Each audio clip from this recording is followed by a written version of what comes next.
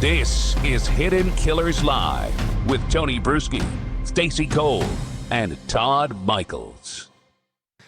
Lorenz Kraus is this guy's name. He's now charged with second-degree murder for killing his parents and then burying their bodies in the backyard. And we're watching what he confessed to live on television here in the conference room at CBS 6 in Albany last week. I'll give the interviewer some credit here. He certainly is getting this out of him. He's doing the work of police pretty well. So I don't think there's going to be a lot of question here. Do you think the cops said, "Hey, here's some things you should ask him"? No. Or the cops? No, you don't think so?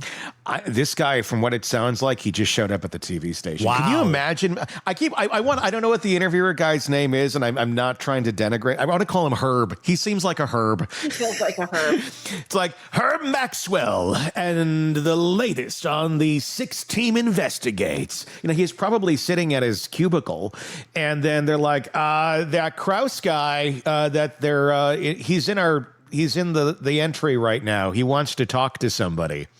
And then they said, well, the conference room is open. And then they grabbed a photographer and they ran in there and they did this. I mean, I can't imagine that he had a ton of time to prep. No. Yeah. I'm just wondering, do you call the cops and say, "Hey, this guy's here, blah, blah, blah," or do you just do the interview and see what happens? Well, they did. Somebody called and said, "Hey." They did, because the cops were in the lot and they arrested him in the parking lot right after. Because I don't think this was live on the air. I think they recorded this and then let them know, hey, this is what's going on. But Jennifer says that from what she read, he called other TV stations first, but decided to go there because he knew Herb was a fair interviewer. So, well, I feel bad. It's probably not even Herb. Probably not. I don't know what his name is, but yeah, he got his short. What his name is. He came in dressed for the occasion too. He's got the shorts on. He's ready to leave the series. Let's keep watching. I need to know if he was on medication. Let's get the answer. And that's where we're picking up here on this is he just asked, are you on any medications right now? Let's see. No. Well, no. Nothing? Is your mind clear? And I'm just a little sleepy, and I'm trying to keep my eyes open. That's okay. Okay, but you have no mental disabilities that are affecting what you're saying here today? Correct. You're confident in what you said and clear of mind as you say all this? Yeah. Okay. I would appreciate. I hope that you could put this on YouTube, the whole thing. I'm sure we'll put this on. And are you ready to face the consequences now with the police and the authorities? Yes, but I would like the American people to also read my statement so that everybody can have something to appeal to on it. I know my statement is,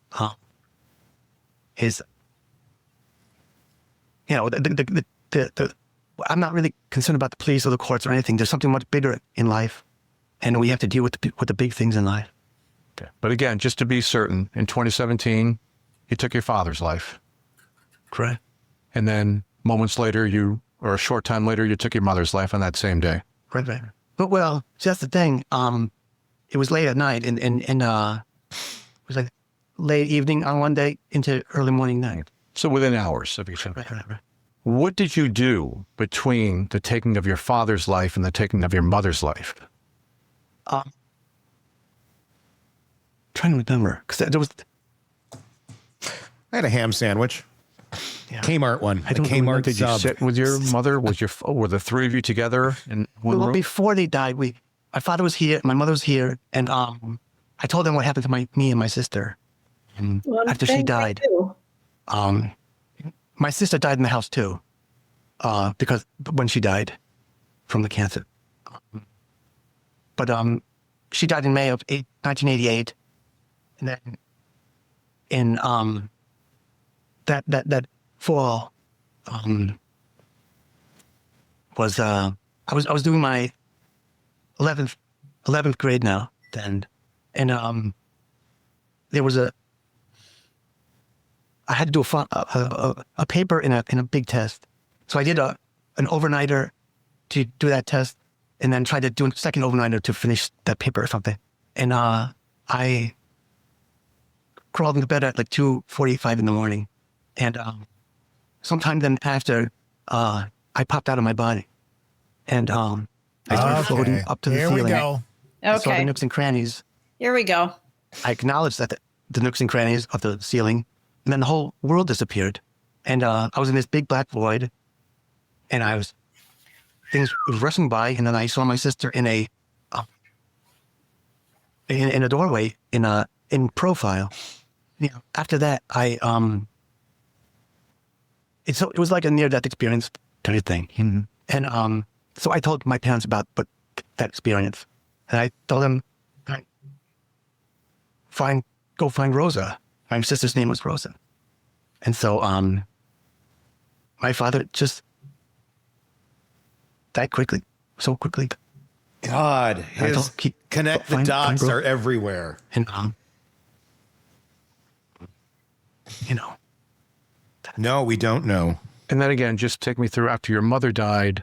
How long was it before you buried them? Approximately. 2 or 3 days, actually. So your parents' deceased bodies were in your house with you for 2 or 3 days. And then you decided you had to do something to cover up your crimes or to properly bury them and send them on their way? Right. I mean, I needed to, basically, I had to bury them. Was the burial to cover up your crime? You didn't want to be found out. Right, of course. I mean, what to do? What to do? I have to go shopping today. That's what to do. The thing to do just occurred to me. Oh, she can fit here and he can fit there. And then Fit there. just do it. And it was done. And, you know, that's that. Have you lived with fear of being found out all these years? I struggle to do other things with my life to try to make something great out of it. Because if that's what I know that they would not want me to rot away to death in prison for this. Yeah. I have a duty to everyone to make the best out of my life. Your mom's wishing Plan B the end, existed do what's back best then. for the people of Germany, really. I call it being a Volkshaver. It took me years to understand all this. But What? I learned a lot in the last eight years that I never knew before. And I self-educated in so many ways. So I did not, the issue of being caught is, I was able to buy time to solve huge problems. And that's worth it in many ways. To the American people, to me, and to them, to their legacy, to their, you know. Do you think people are going to accept this rationale They probably won't. and feel for you? What they need to feel is for their own parents. They're going to face the same problems, and they're going to have to find solutions ahead of time, or else they're going to end up like me. Here's what not to do. Are you telling other people that when their parents start ailing, they should take their lives? They have a duty to their parents to bring them comfort Well, yeah. at the end of life when they believe With a they rope. need to. But again, just to be clear, you took both your parents' lives. Yes. And you realize that you're probably going to face the criminal consequences. Oh, of course. I mean, you're probably going to be arrested, Well, charged, and yeah. I mean, I'm sure they're going to, it's a process. You have to go through the process. How it will come out at the end, I don't know. Oh, But- we know. To influence that process, I would beg the American people to read that statement. all right. Lawrence, thank you for being with us. Oh, I appreciate it. Okay. Thank you. And there's some donuts guys? in the green room. You good, Sal? Did we cover all the bases? You know, is there anything else you want to say? What? Your manifesto, Whoosh. A statement to the American people. Is that what I wrote? That's what you wrote down? I wrote statement to the public because you said that. Yeah. You said that to me. Right. A statement to the public. What was the other option to call it? Manifesto. Not a manifesto. Just a statement to the public. It is a bit rambling, a bit hard to follow. Right. That's why I say I need more conversation over here. But do you think people are going to want to talk about this or the fact that you took your parents' lives? Right, they're going to talk about that. That's what they want to know. It's just reality. So, I mean, they'll, it's a horrible situation. Yeah. Many other people are going to face it. My my But are other people going to take the same actions you took? probably not, because they don't have the same kind of sense of duty to their parents as I did. Wow. That's why we need state hospitals. Keep duty people like is this away from everyone else. I owe it to you to do it, as opposed to right and wrong, the law, etc. These are different ways of being. No. And of course, the law in this country does not allow for this way of being. But are you truly confident that's what your parents wanted? I know my parents are harsh in certain situations. And if my mother could see where she was going, she would never want that. But you said they didn't expressly ask to be killed. Right. Are you sure you did what they wanted to be done? I think that they would have increasingly wanted me, would have wanted me to help them if their situation got any worse. So that day in what you think was August of 2017, what made that day the day? I think it was a colder evening and the windows were closed. Oh, So God. it was, Lit a fire, turned on some Kenny G. it was just no noise or something like that. So you were safe from detection? Is that what Right, you're of course. Because it was a summer, right? It's usually hot and windows are open, but it was kind of cold that period. So because it was a little chillier that night, you decided to take your parents' lives. The that note she gave me was sometime in May or June, I think. When she said she fell, it was May or June or. Chuck, I was watching the 7-day that. for the best option. So this has been, my father already told me he has double vision. He had a hearing aid. He couldn't hear anymore. His eyes were going. He couldn't drive. Oh, I hope My mother, I knew, was not using her turn signals properly. Losing their independence Then get rid of her. and even awareness of Get rid of the her world then. because of She can't use her turn signals. breakdown. Get rid of her. Most people, I think I'm safe in saying, would not take their parents' life because they couldn't use their turn signals properly. By the way, that's Greg Floyd. So That's thank a you. short right. right there, Todd. point. Yeah. But again, it's not just that. It's one marker of decline. Oh, then I'm out because And, I didn't well, use turn signals That's yesterday. most people in Arkansas. Again, she had a brother and a sister who were going through Alzheimer's. By then, one died, and her brother was going to die. And maybe 2 years later, and he was in a terrible situation. So, and the other aunt of mine was I think even in an even worse situation because of Alzheimer's.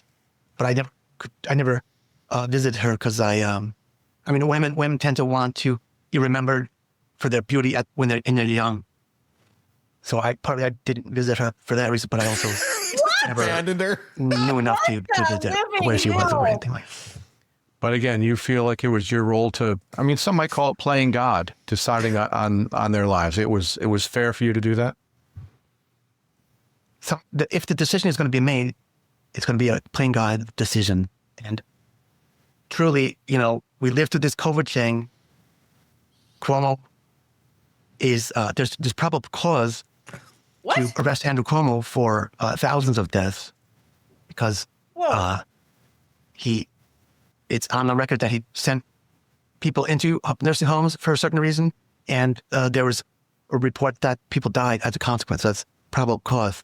But Andrew Cuomo did not put his hand around someone's neck. Andrew Cuomo did not put a rope around someone's neck. That he would be culpable of criminally negligent homicide. Oh, Jesus Christ. So what are you guilty of? Are you guilty of murder? You could say age-related homicide or something like that. What? But it's not in the law. But it should be. AIDS-related Somehow it should be. homicide? And maybe it he will said be. And age. maybe if it's accepted at some point, because there's 40 million people, they'll want it to be accepted. This will blow over. I'm willing to make restitution to the family. That's why I mentioned that other type of legal system. And Lawrence, this is not going to blow over. I know. You killed your parents. There is that situation, but to me, it's not very important. Politics is subject to change everything is negotiable. Donald Trump has proven that everything is negotiable in this country. Oh my God. And if you have a good idea and you can help people, you can get a better outcome. Did you ever kill anyone else? No way, no way, no. Did you ever commit physical harm to anyone else? No. This was it. It was your mother and your father. No one else in your family ever suffered at your hand? Oh, no. Just wanted to check. Yeah. Thank you, Lorenz. Lord, can I ask you a question? One of the neighbors told us on the scene, your parents were under the impression that you were going to take them on a trip. Did you tell them that you were going to take them on a trip before? No, but I asked my mother if she wanted to go with me for a ride to Grafton Park. We'd like to go there. I think they told people that they were possibly moving to Germany. That's what I said. You said that? Yeah. You said that to people, not your parents. Right. So that was your. People ask me, where are my parents? I tell them, my mother's from Germany, and my father was born in Yugoslavia. And then after they could escape communism, they went to Germany. And then my father came to this country. Jesus Christ. And then my mother in the 50s. But there were neighbors who said that they had been told by your parents, "Oh, we think we're going to move to Germany." Are they mistaken? Are the neighbors remembering that incorrectly, or could your parents have said that? They could have said that. Could they have known something was coming? Possibly. You ever give them the impression that maybe you would just move them somewhere? No. No. Okay. No. Right, that's news to me, to you. Okay. I think we're done. Okay. Thank you, Lawrence. I appreciate it very much. Thank you for talking to us. Thank you. So You can make that all available on YouTube, even on a private website for me, so I can have it trust right. It will be available. I'll be happy. Okay. Thank you. Yep, thank you. so this guy, That's undiagnosed mental illness running wild. yes, he's got articles out there about. I'm reading some of this about Cuomo. He's really got a bug up his butt about Andrew Cuomo, and he's written several articles about it. Where are they published? They are published on I opened it up. Now I'm concerned I've got a virus, so don't go there. RenegadeTribune.com. And there's a whole bunch of Hitler things. There's looks like he might be an anti-Semite, just off first glance. Just first glance. I didn't dive into it. Yeah. It's So generally an all-around good guy is what you're saying. Yeah. Yeah, you would not want to swipe on this guy. So his parents escaped communism, and then they fell at the hands of their mutant son that did this. I saw an interesting comment. Somebody said it's probably what Kohberger would sound like with his excuses. Good point. And you're probably right, because he's all over the board, and he's justifying everything with these little nuggets here and there that don't really fill in the blanks. Mm-hmm. But in his mind, they do, and everyone should just accept them as fact. And if you don't, well, then you're crazy. Because he said it, and that's what it is. He has a justification for everything. He didn't visit his ailing aunt because women don't want to be they want to be remembered for their beauty. So he just basically is like, well, she can die over there. She's got a couple age spots. Chuck that bitch out the door. It's just quick to discard. Very quick to discard. Can you imagine what he'd do if he had a dog that had a cold? Oh my God. Oh my God. I can't imagine. I don't want to know what his history with pets are. I don't want to know what else is in the backyard. No kidding. I wonder if they did any investigation on that. But the fact that he literally said my mother wasn't using her turn signal, it's like, come on. He's looking for anything he can to justify what he did since 2017, and he's got a list in his mind.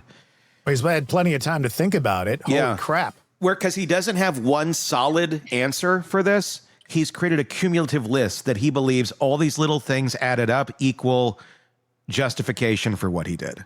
And so again, this just hit me. They were killed in 2017, but he's referencing COVID. That was 2020. He did this 3 years before COVID. So what correlation is there at all? He's trying what he did. to. I think he's trying to say that if Cuomo is not responsible and held accountable for deaths with COVID, then he shouldn't be held accountable for the deaths of his parents. That's what I took from it. I get that. That's what he's trying to say, I think. It's like, I know you are, but what am I? Yep. Wow.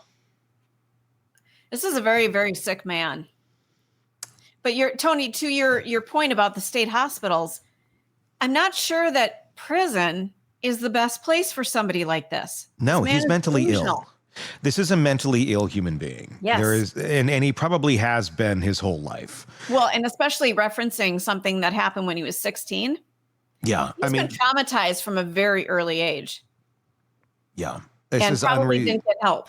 This is probably a mental illness that's in him, and then add trauma on top of it, and this is what you get. Yeah. And there's apparently, obviously, no one in his life close enough to him that was able to get him help but what do you do? What do you do with someone like this? Unless you have the money to go put him in a hospital, nothing's going to happen. I mean, there's nothing you can do. He would end up, if he didn't take the money from his parents, he'd probably end up homeless. Yeah. Which I can't imagine he held down a job. No, I can't imagine he'd be capable of holding down a job. This is not a person who's capable of doing that. This is one of those where this is a sick individual. I won't say evil. I'd say sick. There's something mentally wrong with him. He believes what he did was right. This is like, it's not Lori Vallow-ish, but it is in the level of he genuinely believes that he did the right thing. Mm-hmm. I don't think, I mean, if it weren't, his parents weren't old, I don't think he'd be out trying to kill people. I don't think he is a person that's out trying to, but in his mind, once he thinks you're checking the box of this person is, I don't want them to suffer, he thinks he's doing the right thing. He was obsessed with alternative currencies and cryptocurrencies. He graduated from college in 94, received an MBA, if this is correct, if all of these things that I just found, and he has a LinkedIn as a co-founder of Pinda Technology Incorporated in Troy, New York, and a valedictorian. According to who? Him? That's the second time I've seen valedictorian. He could be very intelligent, but that doesn't mean he's going to be socially intelligent by any means. Well, and if you've got mental illness, it doesn't matter how intelligent you are, everything gets skewed. Yeah, his life is a cognitive distortion. Everything is. Wow. You know, think if somebody like this, let's just say he was traumatized at an early age. If he had received the care that he needed, somebody that's this smart could do amazing things. Mm-hmm. You know, and he doesn't see himself as evil. He goes to sleep at night thinking he did the right things. This is somebody who could have done some good in the world. Yeah. There's no punishing him that's going to do any good. No. He is someone who needs to be in a mental health care facility and never let out. And he was running for president in 2020 from what I just saw. So he's with it. He's again, this is why I feel like if we could redo the idea of state mental hospitals in a humane, responsible manner, people like this need to go there. Yeah. Because they're not okay. They're not safe in society, clearly.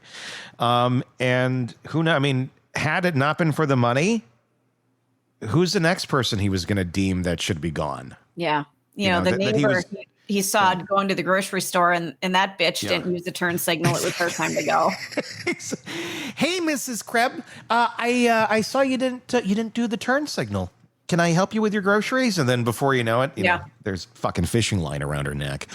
He prefers rope, Tony. He's got plenty of rope. He had to buy that at the Home Depot. I don't know. He seems versatile. He did the hand with the dad. He did rope with the mom. I could see him doing some really high grade fishing line at some point and going, it's a little messy. That cuts. I also heard he likes variety, so he'd be using different methods, I think. Okay. Yeah. God. Well, That's there you just go. so scary. Oh my gosh, I can't believe how messed up that whole thing was. The whole thing. It was very unsettling. That interview was unbelievable. They walk amongst us. God, I've been saying it all along. That's why I have weapons in my home everywhere. It's making more sense why Stacy has a knife in every room. Yeah. Just in case. Just in case. And I'm not shitting you. I don't think I used a turn signal yesterday. So maybe we need to talk after the show. Oh, we will. We will. Well, if you don't see Stacy anymore, Yeah. it's either Todd's backyard or mine. Bring a shovel.